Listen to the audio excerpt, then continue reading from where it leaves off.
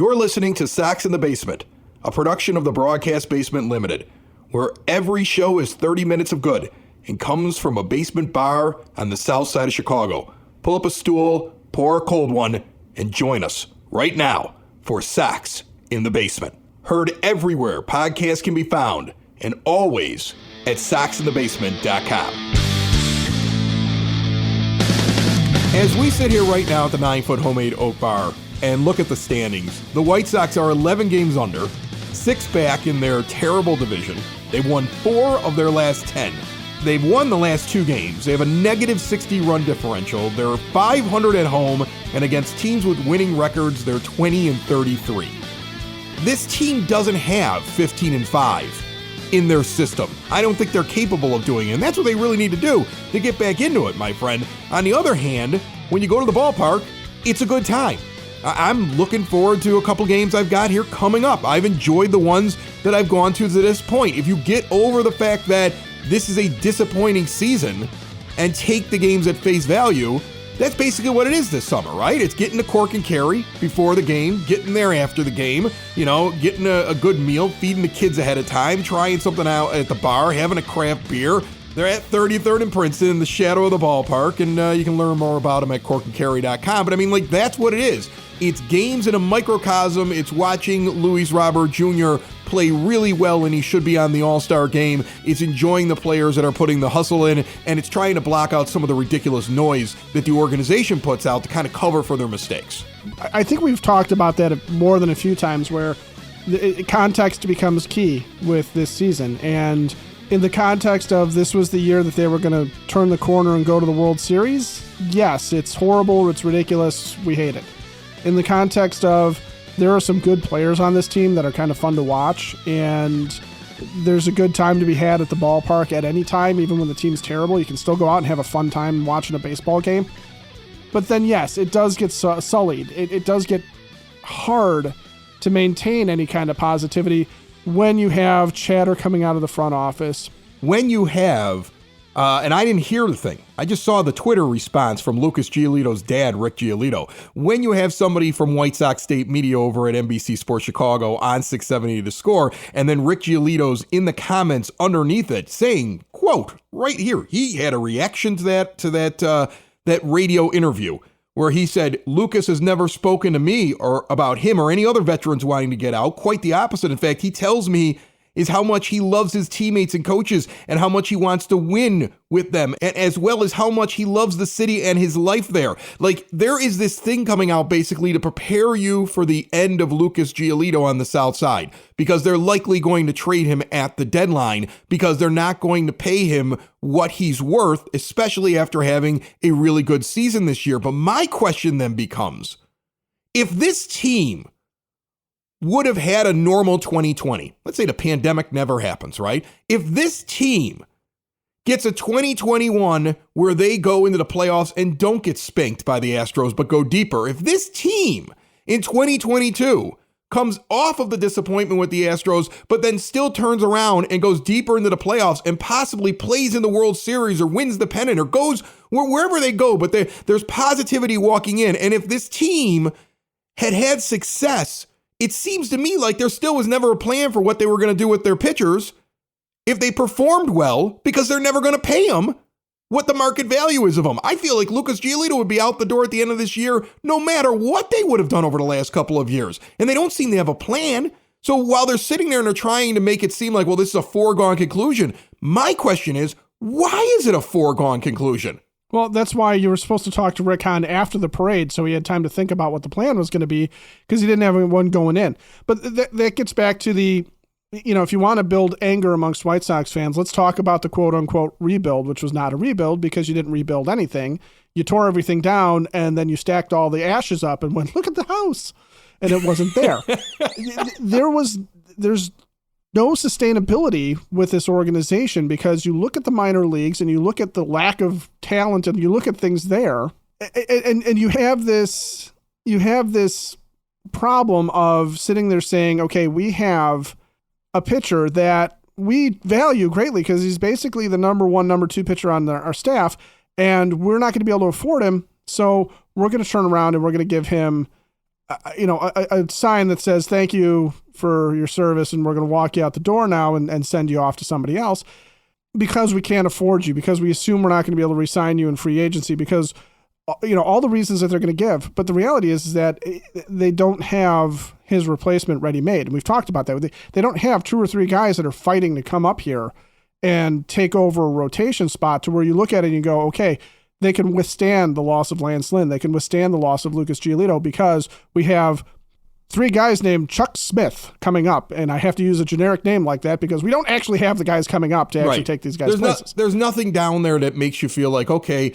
if their plan was always get pitchers young, use them as best as you possibly can, let them flourish, but at some point, we're just not the team that can afford to keep these guys, then you would have thought over the last couple of years there would have been pitchers developed behind Lucas Giolito where you wouldn't be that worried about what happens if you end up trading him at the trade deadline and moving on from him. But my point is, like, you didn't seem to have a long-term plan here. No. And so if they would have been winning this whole time, if this horrible season wasn't going on, if they're 4 or 5 games up over 500, which would put them in first place right now, and they're chugging along, all they'd be doing is they wouldn't be talking about trading him, of course. They'd be like, no, we're going to playoffs. We're making another run. But the offseason is when you would have found out when he walks away that you weren't going to end up keeping him, right?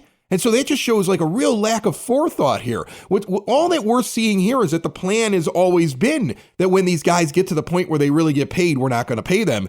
If what I'm hearing, if this narrative that, these guys, we're going to have to move them at the trade deadline, we're not going to be able to bring them back. I mean, it was coming out from the organization early in the season. We're probably not going to be able to bring this guy back. You hear all these different people reporting it. I mean, it boggles my mind because they didn't, if that was the plan, what did they do to prepare for this? And again, it slaps right in the face of everything that they told us over the last couple of years when they were telling us to be patient and we're talking about sustainability and being competitive each and every year and everything else like that. You're not that if your plan was when you get to the end of some of these contracts, these guys are just gone, or you have to deal them at the trade deadline if you're not competitive. Doesn't make any sense to me. Online with me right now, James Fox from FutureSox. How are you, buddy? I am good, sir. How are you? I'm good. We were just talking before you jumped on here about the atmosphere at the ballpark is actually pretty good for a team that's under 500. And it's a shame because I love summer baseball. I've got several games lined up here in the next month. I'm going out there to see them, but it just feels like they're never gonna get back over 500. They're probably gonna play 500 the rest of the way, and maybe even a game or two above it. But that isn't gonna be enough. Yeah, no, I feel the same. I mean, I went out Friday. Red Sox are in town. Those big blue blood matchups are always kind of cool. I feel like there was a lot of Red Sox fans there. It was very hot. There were a lot of people tailgating. The atmosphere was great. It's just, you sit down to watch this underwhelming baseball team and you just imagine how much better it could be, right? Because it wasn't a huge crowd. I think it was 27,000, but I mean 27,000 for this bad team's pretty good. Think about if they were in first, maybe that's 35,000 on a Friday night, and it's even better. So yeah, I just, I really like going. I've always really liked going. I just don't really like watching this baseball team.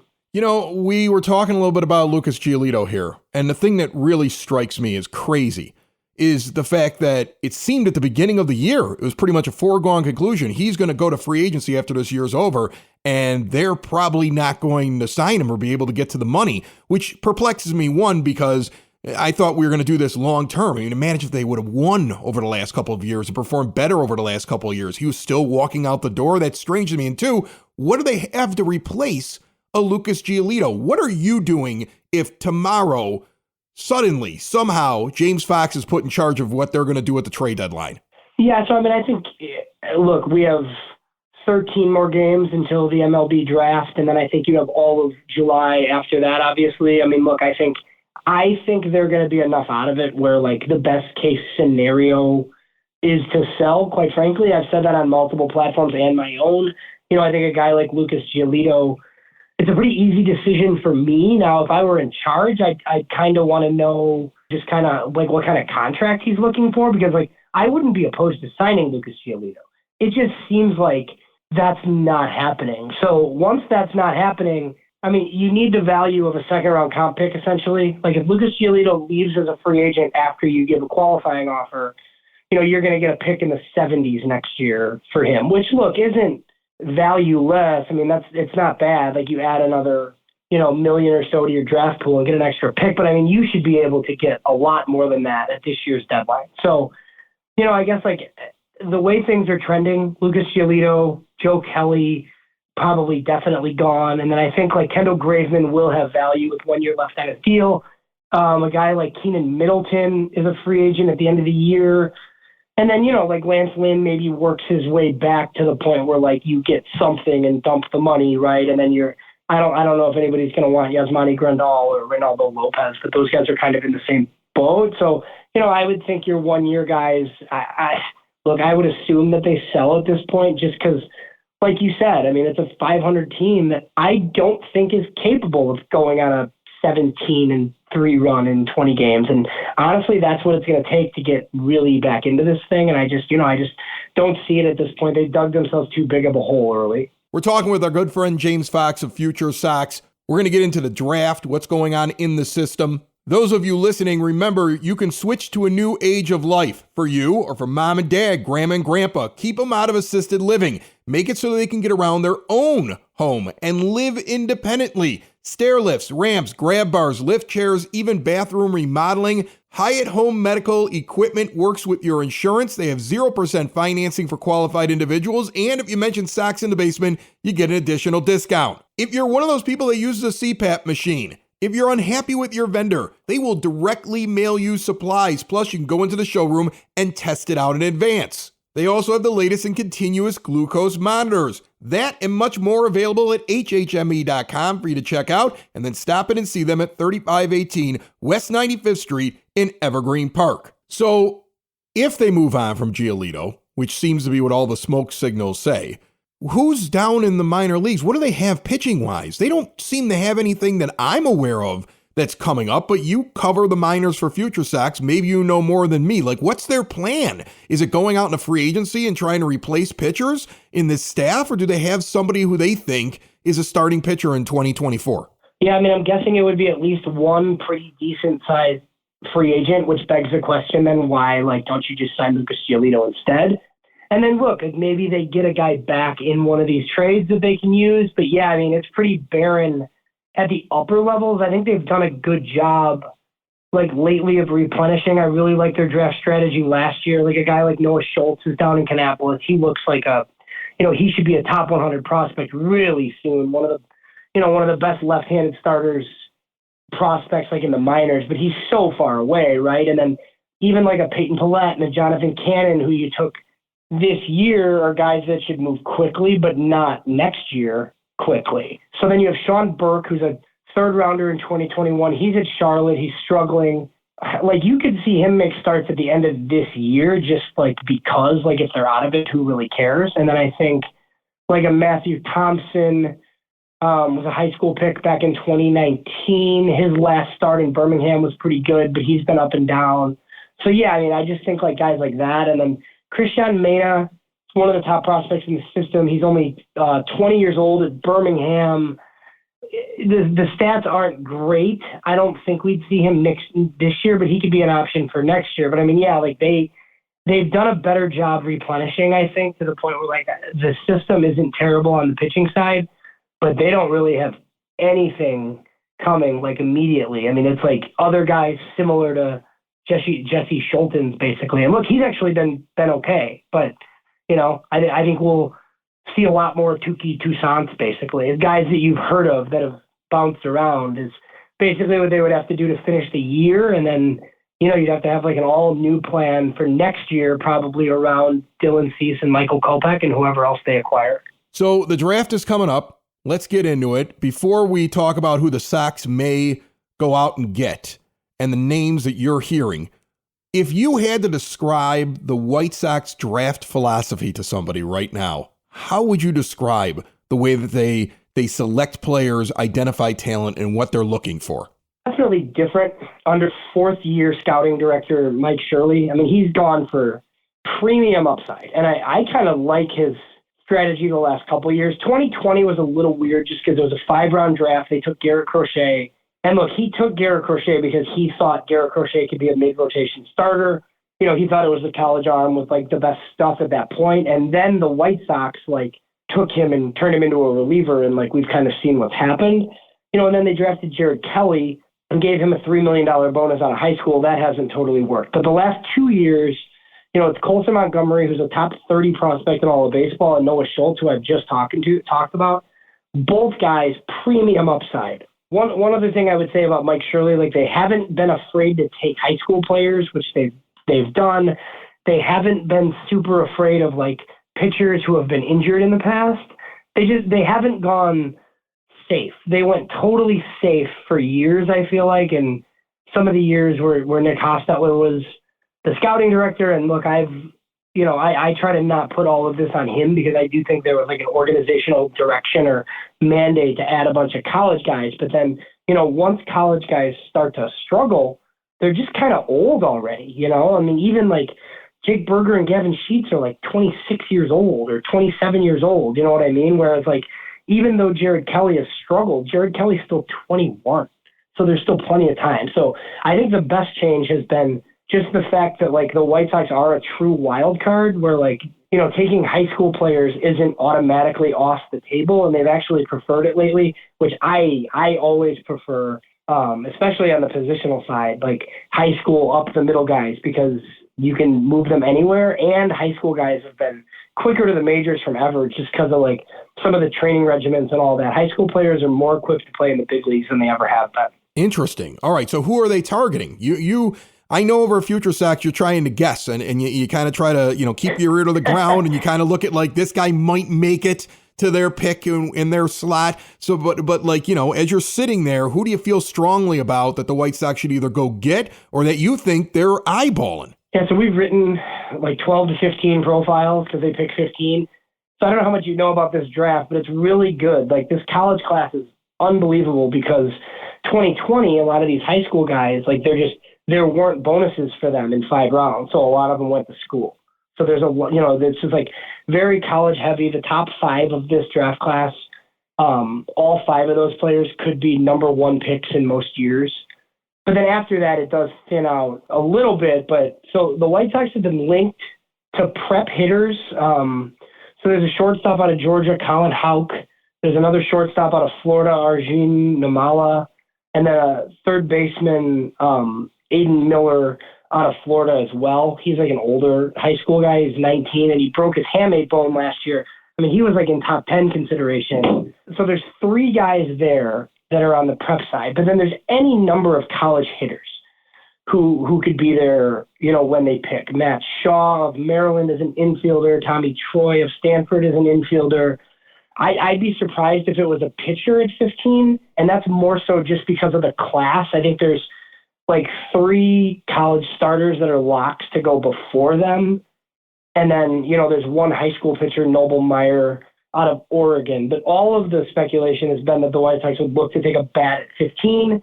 The thing that makes it difficult is just what I've told you. So Mike Shirley so far in 3 drafts has gone college pitcher, high school position player, high school pitcher. So he could really do anything. This could be the year that they take another college hitter just because, like in this class, like I just told you, somebody could honestly fall to them. Like we're going to do shows and, me and Mike Rankin of FutureSox, we've been projecting this for 6 weeks and talking to experts and this and that. And all of a sudden, like, if there's some college guy that was supposed to go 6 or 7 sitting there at 15, it's an easy pick to make, right? So, any number of guys could just fall to them and make this easier.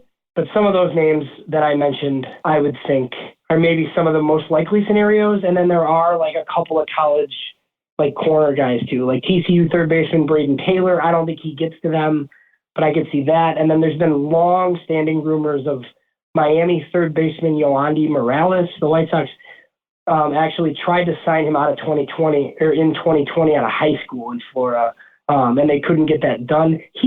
That would not be my favorite choice because I think there's better players than him that'll be available at 15, but that's a name that people might see, I guess, over the next 2 weeks here as all of the guys at major publications are releasing mock drafts. Like up until July 9th is night 1 of the draft this year.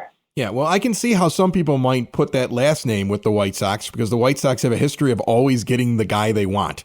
They'll wait 30 years and get him in his last year in Major League Baseball if it's the guy they always wanted in their organization. James, before I let you go, what is the secret in your mind to getting the White Sox minor league system and prospect pipeline better? Because it just feels like it's been a few years now of being one of the worst.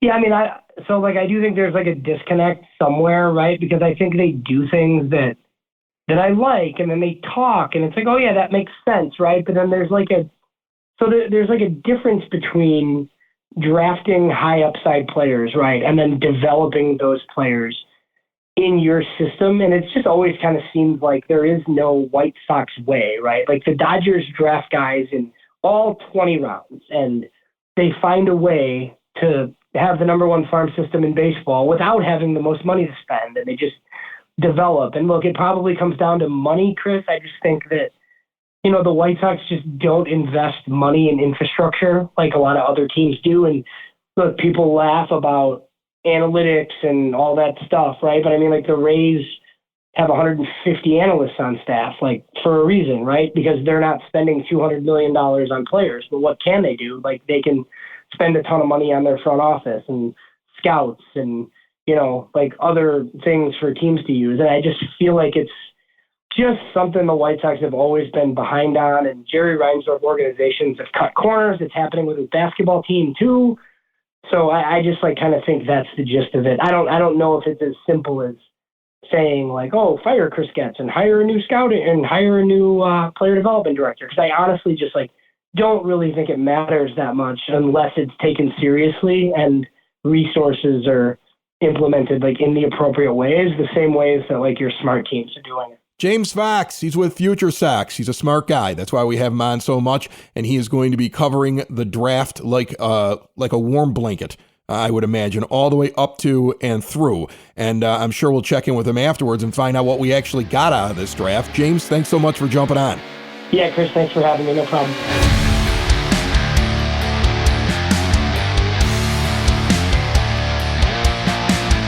Hailstorm Brewing Company is the official brewery of Sox in the Basement, located in Tinley Park, 8060 186th Street, right off of 80th Avenue, with an incredible scratch kitchen inside of that big, beautiful beer hall and tap room. It's a working brewery, and it is so much fun all year round. But in the summertime, when they have patios open, the live music on the weekends, it is the place to be. That kitchen is open now at 11 a.m. for lunch Tuesday through Sunday and then into the night. You can even order online in advance if you're coming in to pick it up to take it someplace else. The flatbreads are good. The wings are good. The pork belly sliders are incredible. And then I can pick any kind of style basically off of that big, beautiful menu. If you like a hazy IPA, I suggest the Cumulus. See everything they have to offer at hailstormbrewing.com and get out to Tinley Park and Hailstorm Brewing, 8060 186th Street. I know that everybody's ultimate dream is that Jerry Reinsdorf sells the team, right? And then the second ultimate dream is there's an absolute bloodletting and they clean house in the front office in the offseason. But I'm a realistic White Sox fan. I know that there are things that should be done that aren't going to get done. That's just how this organization works. Realistically, what do you think could happen this offseason? Because I feel like, personally, Rick Hahn goes. I think that there's a really good chance that he either goes or he's moved into some other position because that's what they like to do there. It's like Rick's going to be doing something else now. But I think that there's movement there at his position. And if that happens, you could really see Pedro out the door because that was his pick. What do you think is realistic? I'm really not even sure Rick goes. I don't know that they have that as a priority. I think if there's going to be a scapegoat, it's going to be Pedro. How do you scapegoat the first-year manager and nobody moves in the front office? I don't think that'll fly. Well, since when have they cared what flies? Okay, I mean, you're talking about a team that puts wings on a brick and tells you it's an airplane, so it's not really a matter of what they think flies or doesn't fly. But there's, assuming that you're right, though, that there is going to be, for the sake of appearances, some sort of a shakeup. I'm not even convinced that it'll be somebody from the outside that comes in and takes over the GM role. I think they will try and do what they did with Rick Hahn when Kenny Williams was the GM and they shifted Williams up and they promoted Rick Hahn, and they will sit there and say, look, we have this guy, Chris Getz, who is, you know what? You tell me I'm off base here, but they'll move stuff around. And then Kenny's kid will get a promotion out of it. That's what'll happen. Oh, I guaranteed. But they'll put a different face in front of us. They will put a different face than Rick Hahn in front of us. It might even be Daryl Boston. Who knows? It might be Larry Garcia. He'll bring back the whistle for press conferences. Honestly, for that, I would accept the whistle. That would be kind of fun. I think that one of the things that's going to indicate to me what's going to happen in that front office is if they do make deals at the deadline, and I'll be able to tell who's really making the deal. There's a difference between a Kenny Williams deal and a Rick Hahn deal. Ken Williams 100%. operates very differently than Rick Hahn, the type of player he likes to bring in, the way he values or doesn't value prospects. It's very different. If I see them operating closer to when Kenny was pulling the strings and making the decisions, then I will feel as though Hahn's on his way out the door. Sure, he's sitting in the room, but there's a reason why he's being overruled or being pushed in this direction, because he isn't going to be taking over in the offseason. Because this is the kind of organization that doesn't make a move in the middle of the season. It will wait till the end, but the idea may already be in their head like, look, this just isn't working. We got to do something differently. So I'll be watching that. I'll be watching to see if there's Kenny Williams type moves. Well, Kenny's the one who came out and said they're going to be buyers, right? So if you see moves that are suggestive of a buy, that is probably a Kenny Williams move. If you see Giolito traded and it's for minor league guys and guys that are a couple years away, I think Rick Hahn's job is secure. If you see Lucas Giolito traded and they get to call it a complete retooling, or they get to say we filled a couple of holes with major league talent and we can move forward, with this group and see where we go in the division this year, and we hate to give up Lucas, but blah, blah, blah, then I think, yeah, you're right. I think you can feel Kenny Williams' fingerprints all over it. And I don't think Kenny goes back to the GM chair. I really honestly do think that they rotate somebody around and they rotate somebody else into the firing line. So the question becomes then, who is the guy that fans get to be mad at for the next 4 to 5 years?